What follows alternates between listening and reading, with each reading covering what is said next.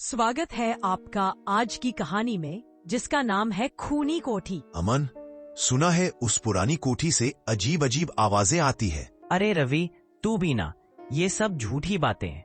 मैं इन भूत प्रेत की कहानियों पर विश्वास नहीं करता। कल रात चलेंगे उस कोठी में और खुद देखेंगे कि वहाँ असलियत क्या है। रात का सन्नाटा था, चारों तरफ अंधेरा और पैरों की सरसराहट। रवि और अमन धीरे धीरे उस पुरानी कोठी की तरफ बढ़ रहे थे। उनके हर कदम के साथ जमीन की चरमराहट और भी डरावनी लग रही थी। जैसे ही दोनों अंदर गए, अचानक वहां एक औरत नजर आई। खुले बाल, लाल आंखें, वो चुड़ैल थी। रवि चुड़ैल को देखकर जमीन पर गिर जाता है और बेहोश हो जाता है।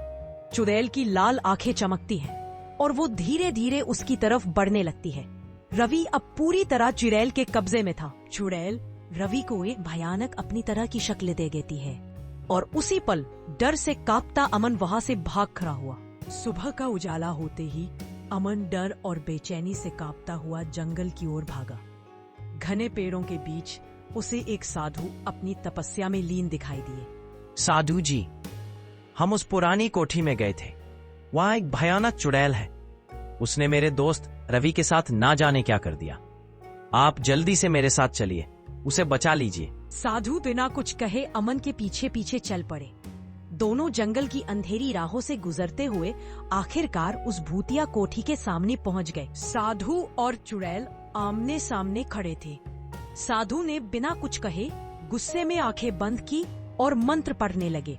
मंत्रों की आवाज सुनते ही चुड़ैल कांपने लगी और जमीन पर गिर पड़ी।